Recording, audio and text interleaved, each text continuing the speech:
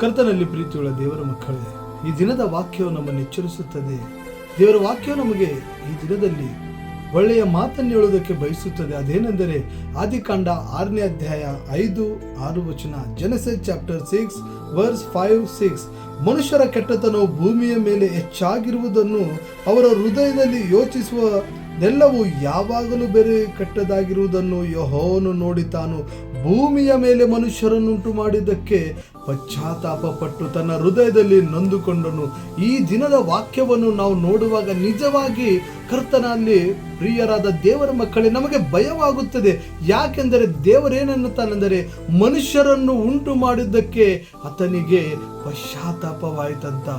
ಆ ವೇಳೆಯಲ್ಲಿ ಏನೂ ಇರಲಿಲ್ಲ, ಇಂಟರ್ನೆಟ್ ಇರಲಿಲ್ಲ, ಮೊಬೈಲ್ ಇಲ್ಲ, ಏನೂ ಇರಲಾರದ ಕಾಲದಲ್ಲಿ ದೇವರಿಗೆ ಪಶ್ಚಾತ್ತಾಪವಾಯಿತು.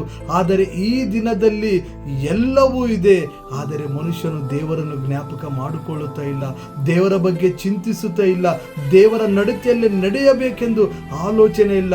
ಆದರೆ ಆಲೋಚನೆ ಮಾಡಿ, ಈ ದಿನದಲ್ಲಿ ದೇವರ ಹೃದಯ ಯಾವ ರೀತಿಯಾಗಿದೆ. ಅದಕ್ಕಾಗಿ ಪ್ರಿಯರೇ, ಆತನ ಹೃದಯಕ್ಕೆ ಆತನು ಹೇಳುತ್ತಾನೆ, ತನ್ನ ಹೃದಯದಲ್ಲಿ ನೊಂದುಕೊಂಡನು. ಆತನ ಹೃದಯಕ್ಕೆ ಎಷ್ಟು ಬಾಧೆಯಾಗಿದೆ. ಈ ದಿನದ ನಮ್ಮ ನಡವಳಿಕೆಯಿಂದ ದೇವರಿಗೆ ನಾವು ಬಾಧೆಯನ್ನುಂಟು ಮಾಡುವುದು.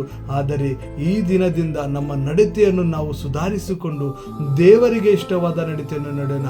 ಆ ರೀತಿಯಾಗಿ ನಡೆಯುವುದಕ್ಕೆ ದೇವರು ನಮ್ಮನ್ನು ಆಶೀರ್ವದಿಸಲಿ.